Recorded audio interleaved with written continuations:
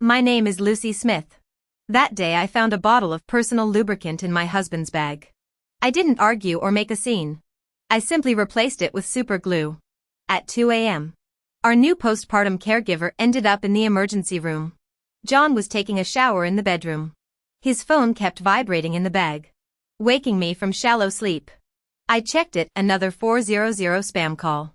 After declining, I slipped the phone back. My finger brushed against something cold and smooth. A small bottle. Curiosity 1. The pink bottle showed anime women in suggestive poses with Japanese text. Nothing about it looked innocent. My hands shook as I scanned it with image search. Results froze me mid-breath. Extra strength women's lubricant. Already opened. The room spun. I was still in postpartum recovery. This wasn't for us. Had John cheated? The thought stabbed like broken glass. Shower water still ran as I tremblingly unlocked his phone. Darling wife sat pinned atop his messaging apps. Only mundane work chats and grocery lists, boringly pristine. I combed through Quisho, Douyin, hotel apps, even mobile games. No traces. Could this be someone's sick joke? Then my thumb slid over his work folder. Inside hid a parenting app. Wrong. John organized his phone with military precision. Since when did parenting apps belong under work files? My heart skipped a beat. My fingers trembled uncontrollably as I opened the app. The chat logs inside sent chills down my spine. On March 8th, I was rushed to the hospital for threatened miscarriage. John stayed by my hospital bed all night. Waited 3 damn months thinking I'd finally get some action. But who knew she'd be so useless? Book a hotel near the hospital tonight. I'm dying here. Forget the black stockings. Bring the nurse costume, that'll get me going. On May 20th, John took maternity photos with me. He even proposed again in front of everyone, vowing to celebrate 52 anniversaries with me. Her flabby thighs jiggled when she cried. Disgusting. I'm traveling for work tomorrow. Come keep me company. I miss you so much I could devour you. On September 10th, I lay in the delivery room receiving Pitocin while John sobbed harder than I did, swearing he'd never let me suffer again. Heard childbirth turns women into loose sacks. But you're still tight as ever. Send me some videos to tide me over. Can you sneak into the hospital bathroom? I need you now. On October 6th, our wedding anniversary, we took family portraits. John smiled brightly, declaring us the perfect trio. The way you moaned in front of her today, that clueless cow just sat there grinning with the baby in her arms. The most recent message glared from the screen. Let's try something wild tonight. Bile rose in my throat. I clamped both hands over my mouth, terrified I'd vomit right there. How could these vile words come from John, the man I thought was so dependable? It made no sense. None of this made sense. John came home punctually every day, handed over his paycheck without complaint. During my pregnancy, he did all the housework, massaged my swollen legs nightly, applied stretch mark cream with trembling hands. He even hand-washed my underwear, treating it like fragile porcelain. Before every prenatal appointment, he'd stay awake all night worrying. When I went into labor, he cried louder than I did in the delivery room. While other new mothers survived on broken sleep, I woke naturally each morning. John had arranged everything: top-tier postpartum doula, nutritious meal plans, parenting resources. He took every night shift with the baby, insisting I needed rest. Even my best friend said a man like him was 1 in a million. She was right. How could a man like this ever cheat? Yet reality had slapped me hard across the face. John was cheating on me. It had started during my pregnancy. I wiped away my tears and took a deep breath. No. This wasn't the time for crying. Tears wouldn't solve anything. Using my phone, I photographed every incriminating chat log. Then I replaced the lubricant with super glue. Though I didn't know who John was cheating with. By tonight, everything would be revealed. I'd just finished repositioning the items when the bathroom door opened. John emerged, towel drying his hair. Seeing me seated on the bed, he hesitated mid-step. Honey, why are you still awake so late? His voice maintained its usual tenderness. Our eyes locked. In that moment, reflexive tears flooded my vision against my will. As if floodgates had burst open. John panicked at my tears. rushing to my side. My love. Why are you crying? Bad dream? His hands fluttered anxiously. You shouldn't cry during postpartum recovery, it could cause complications. His touch felt gentle. Had I not seen those messages myself, I might have believed his concern was genuine. So this was how convincingly love could be faked. I stared at him through bloodshot eyes. Voice trembling. Darling. I dreamed you were cheating. John froze momentarily before chuckling and pulling me into an embrace. Silly girl. Dreams are opposites. Should have dreamed I died instead. Digging my nails into my palms until they stung, I forced playful tones. Honey. I'm fat and ugly now. Do you still love me? John cradled my face. Gaze tender. His lips brushed my forehead with sacramental softness. My wife will always be the most beautiful woman. Besides, his thumb traced my cheekbone. I chased you for 10 years. How could I not love you? True. John had pursued me for a decade. He'd even given me a kidney. I'd sooner believe pigs could fly than imagine John cheating. Yet here we were. Those chat logs were daggers, each message stabbing deeper until my heart bled freely. Meeting his gaze, I enunciated slowly, darling. If you ever really cheated, would you die for me? A flicker of unease crossed his face before vanishing into calm composure. I'd rather die than cheat. I finally smiled. John. So you said it yourself. Anyone who betrays true love deserves to die. John smiled back. He reached out to ruffle my hair. His tone light. That's more like it. My wife looks prettiest when she smiles. John brought over a steaming mug of milk, placing it in my hands. Honey. Drink this. It'll help you sleep. As I took a small sip, I abruptly set the cup down. Frowning. Darling. I think the baby's crying. Could you check? Without suspicion, John turned to leave the room. I swiftly poured the milk down the sink, watching the white liquid swirl down the drain. My lips curled into a bitter smile. So this was why I'd been sleeping through every night. When John returned, his eyes lingered on the empty mug. An odd flicker of excitement crossed his face. He patted my shoulder gently. The baby's sleeping soundly. Sweetheart. Don't worry.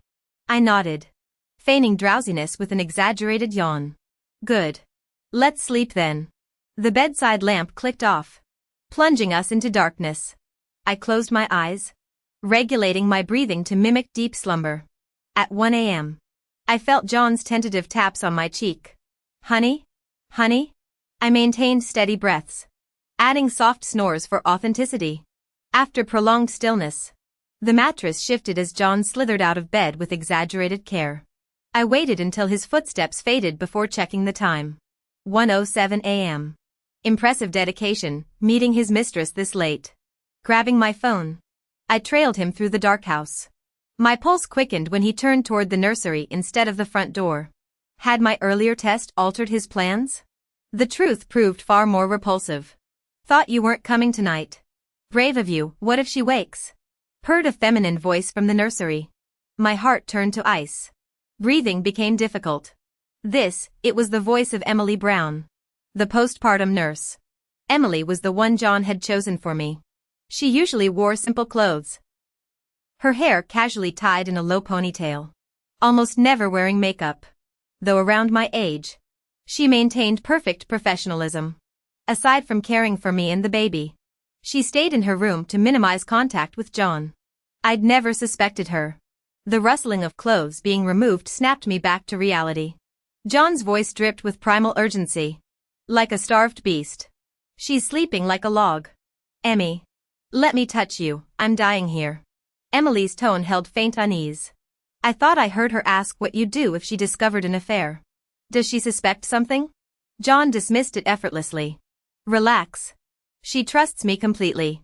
When I sneak into your bed nightly, she just pities me for working overtime. You're terrible. Emily's protest melted into a moan. Don't pretend you hate it. Their words became blunt knives sawing through my heart. The agony. How dare they do this filth in my home? Beside my child. I wanted to burst in and stab them both. Yet cold logic restrained me. Must we try there today? I'm scared. I applied oil. It won't hurt. But John's patience snapped. I tolerate your history with countless men. Yet you deny me this? Maybe I should find someone cooperative. No. I'll do it. Emily surrendered, arching her body in submission. Good girl. Relax. I'll help apply more. John's excitement thickened as Emily bent over. He emptied an entire bottle of lubricant. It burns. Emily cried out. Endure it. This high-stimulation formula hurts at first. Ready. Emmy? John lunged forward. A blood-curdling scream tore through the house. John. What did you use? It's hardening like glue. Emily Brown thrashed wildly, struggling to break free. But it was too late. The superglue had already set. John panicked, clamping his hand over Emily's mouth. Keep it down. You want the whole neighborhood to hear? I'm stuck too. MMMPFH. Do something. Emily's muffled cries trembled with panic. I'm trying. Maybe hot water? Ow. That's boiling. After 30 futile minutes, they finally called an ambulance. The paramedics carried them out fused together in compromising positions. Their limbs tangled like mismatched puzzle pieces. I watched from the balcony until the flashing lights disappeared down the street. Then returned to the nursery. Little Jake slept peacefully in his crib, oblivious. I traced his chubby cheek with my finger. I'll protect you, sweetheart. No matter what. My gaze drifted to the empty pink bottle on the dresser. Perfect. They'd used every last drop. John and Emily limped through the front door the next evening, one clutching his inner thighs, the other waddling sideways. I dug my nails into my palms to suppress laughter. Where were you both? I was worried sick. I feigned concern, eyes darting between their contorted postures. John avoided my stare. Emergency at the office. Ran into Emily downstairs on my way back. His voice cracked like a teenager's. I turned to Emily. You disappeared too. No call? The nanny paled, lips trembling. Miss Lucy. Her family crisis. John blurted. I meant to tell you. Emily nodded frantically. I'll tend to Jake now. No need. I waved dismissively. My parents insisted on taking him. Consider this a vacation. Her eyes darted to John, brimming with silent pleading. But the CEO was too busy adjusting his trousers' peculiar fit to notice. I'll make dinner then. She scurried toward the kitchen like a startled crab. Excellent idea. I smiled, watching John hobble after her. His custom-tailored suit bunched in places no tailor could fix. Emily could only avert her gaze, waddling awkwardly into the kitchen with her legs pressed together. Her silhouette looked pitiful, every step radiating excruciating pain. Honestly, even I felt bad for her. Working like a pack mule all day, playing the dutiful hen at night, still cooking dinner with work-related injuries, truly tragic. John bit his lip hard as he lowered himself onto the couch armrest. Pain etched across his face yet stubbornly silent. I pretended not to notice his discomfort, draping myself around his neck before plopping onto his lap with deliberate wiggles. Honey, the baby's not home.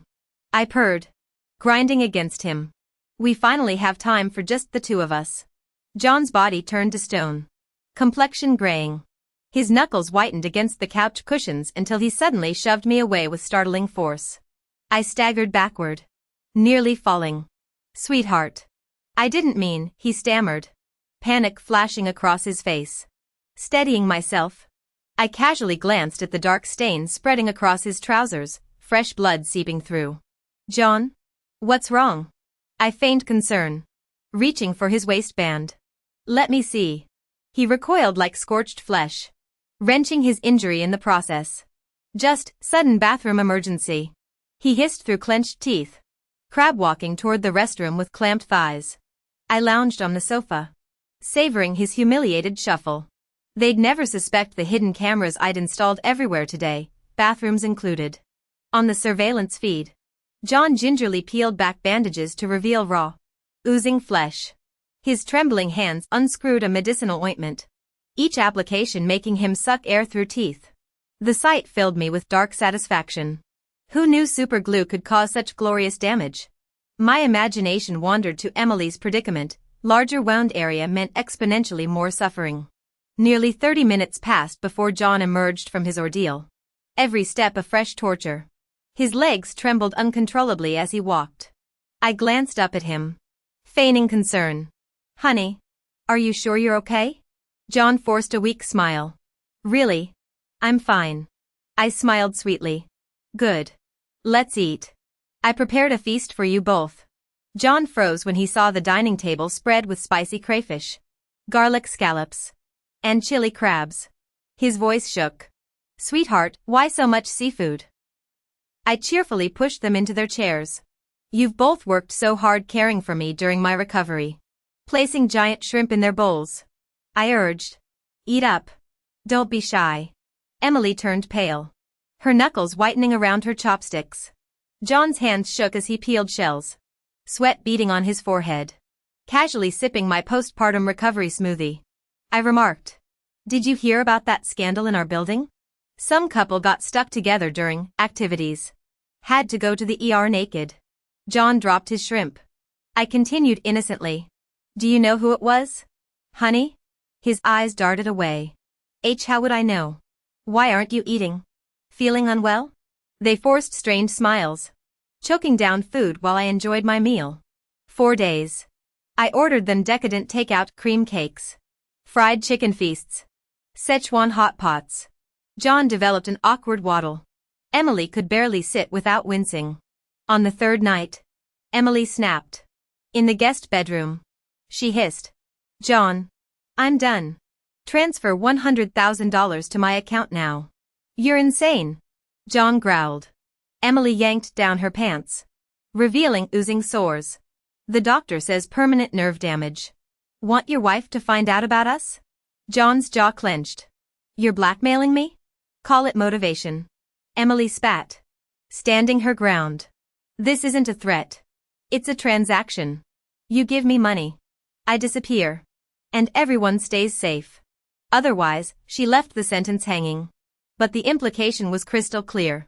The room plunged into tomb-like silence. John's fists clenched and unclenched. Finally, he surrendered. "Fine. I'll get you the money. But $1 million isn't small change. All my assets are with Lucy, I need time to liquidate." His pleading tone reeked of desperation. "Leave first. I'll wire the money in a few days." Emily snorted, clearly unconvinced. She produced a pre-written promissory note from her purse, slapping it on the table. "Words are cheap. Sign this first." John's face darkened as he scanned the document. 1% daily interest for late payments? This isn't a loan, it's daylight robbery. "Shall I go inform Lucy about our arrangement then?" "I'll sign." John's strangled reply sounded like gravel crushing in his throat. I watched his trembling hand scrawl the signature, my lips curling in satisfaction. "Want the money? In your dreams." Retreating to the bedroom, I swiftly divided the account funds, partial into fixed-term investments, the rest into a trust fund for the child's education. At dawn, Emily crept through the house with her luggage, moving like a church mouse. I emerged leisurely as she reached the door. "Emily, leaving so early?" Her eyes darted sideways. "Family emergency. Lucy. I quit." Nodding, I transferred her final wages without comment. "This month's pay. Travel safely." Her trembling fingers barely managed to accept the payment before she fled as if the hounds of hell were chasing her. I always settle wages fairly, but accounts receivable? Those get collected in full. Back inside, John still lay comatose. The stench of rotting flesh hung thick. His wound had worsened, requiring increasingly frequent ointment applications. Even midnight bathroom visits now featured muffled groans. In the bathroom, I injected capsaicin into his medicinal cream. Showtime.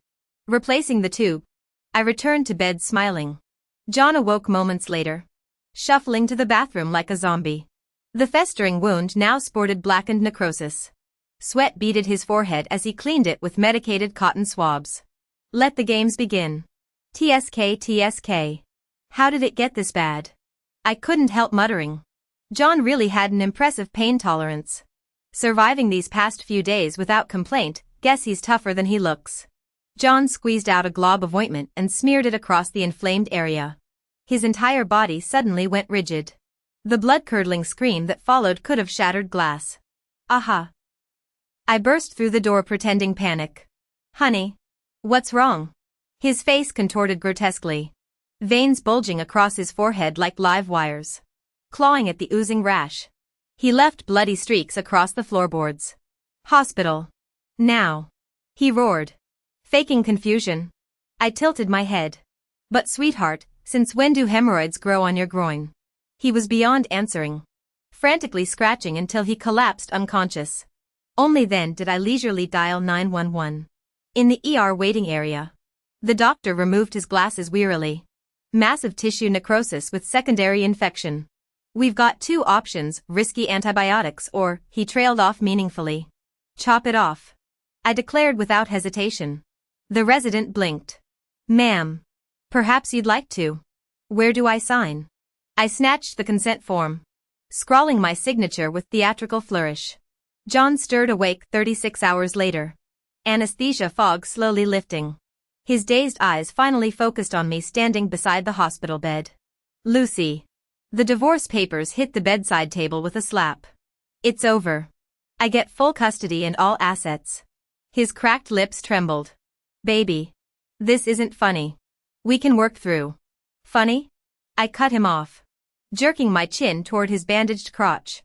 Like how you worked through my postpartum period with the nanny? That kind of working through. Mr. Johnson? All color drained from his face. It meant nothing. She came on to me. Just one stupid mistake. I yanked my sleeve free from his grasping fingers. Sign. Unless you want the whole neighborhood seeing your surgical photos with the morning paper. Tears splashed onto the legal documents as he scrawled his name, each shaky letter sealing his fate. Darling. I love you so much. I can't live without you. You're my everything. When I remained silent, John suddenly snapped. He grabbed the divorce papers and tore them to shreds. Scraps of paper scattered like snowflakes across the hospital bed. His eyes were bloodshot as he rasped. I won't divorce. I'd rather die than divorce. His trembling hand reached for my arm. But I sidestepped his grasp. This only fueled his desperation. Our baby is still so young. How could you let him grow up fatherless? I swear I'll never. I believe you. I interrupted, forcibly lowering his oath-swearing hand. The fragile hope in his eyes shattered with my next words. After all, your equipment's been permanently decommissioned. John seemed to finally comprehend. He yanked the hospital sheet aside, staring blankly at his lower body. His expression cycled through confusion, horror, and utter devastation before he unleashed a blood-curdling scream. No. This can't be. What have you done to me? His eyes turned vacant, as if his entire world had collapsed.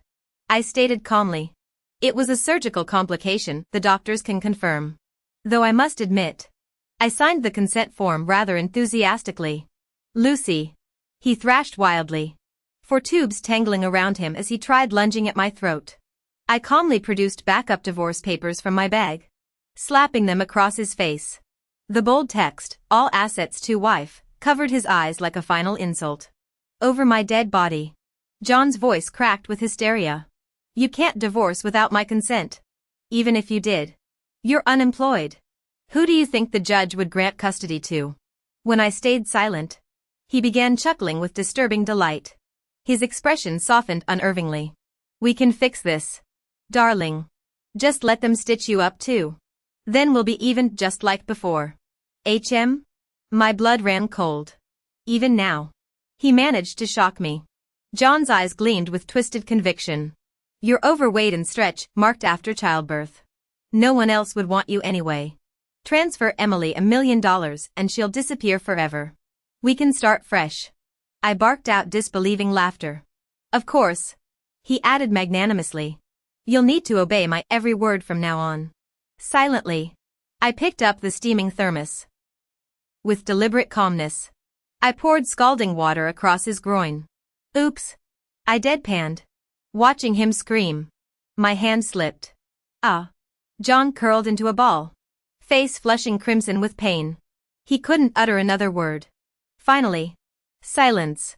John was right. Without his consent, divorce would be messy. Lengthy legal battles. Energy drain. And he'd definitely fight me for custody of our toddler. Fine. I changed my mind. Widowhood might be simpler. More permanent. I posted the compromising video of John and Emily online. Within 30 minutes, it hit 10K shares. Topped local trending lists. John became a social pariah. Doxers exposed everything. Friends ghosted him. Even decade-old college acquaintances sent hate messages. His company fired him immediately for damaging corporate reputation.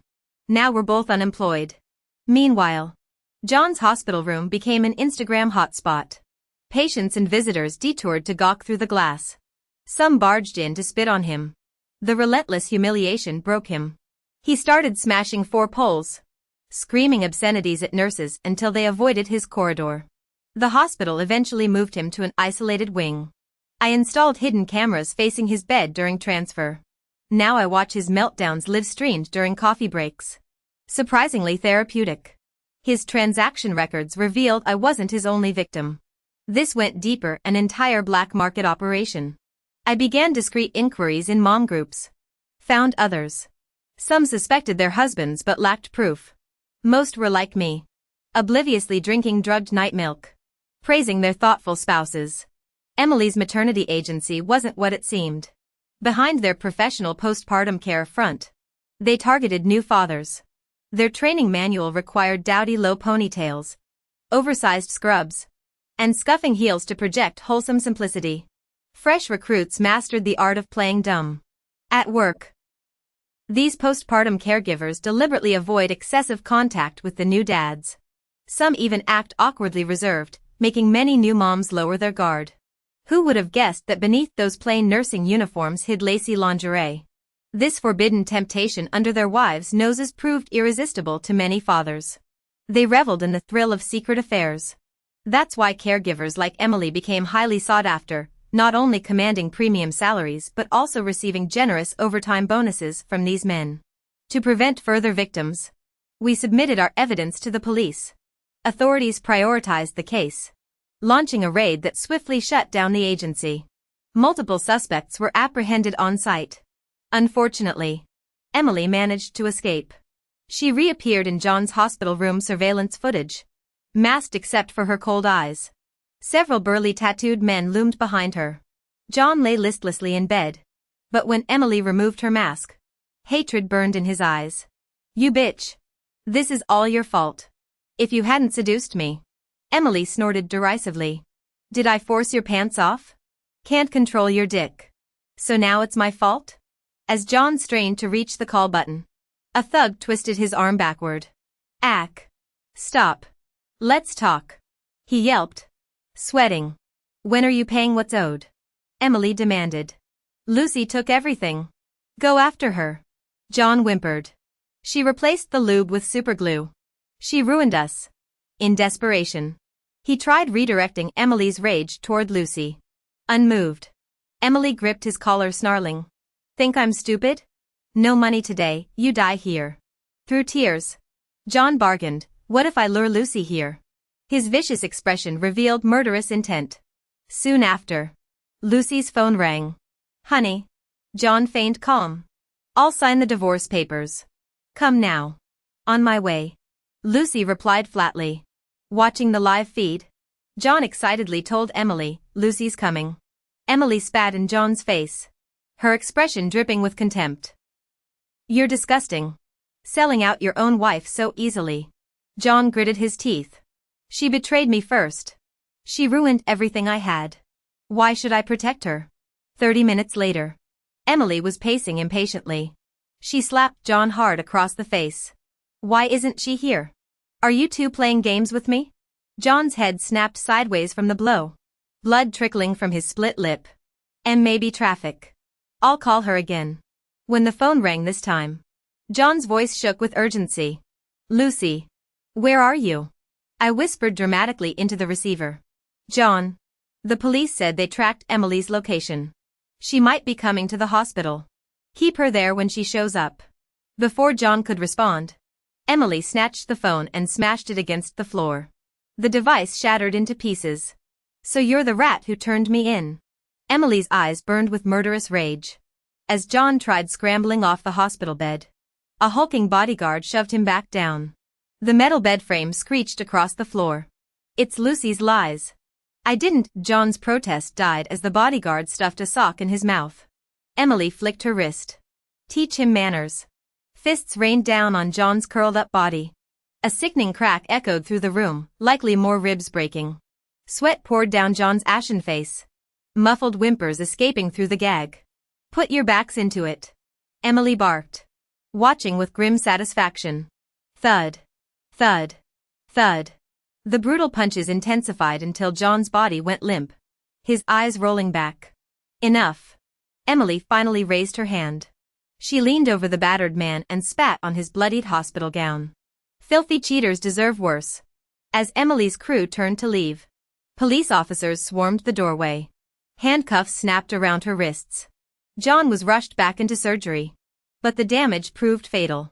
Internal hemorrhaging from multiple organ ruptures overwhelmed the medical team's efforts.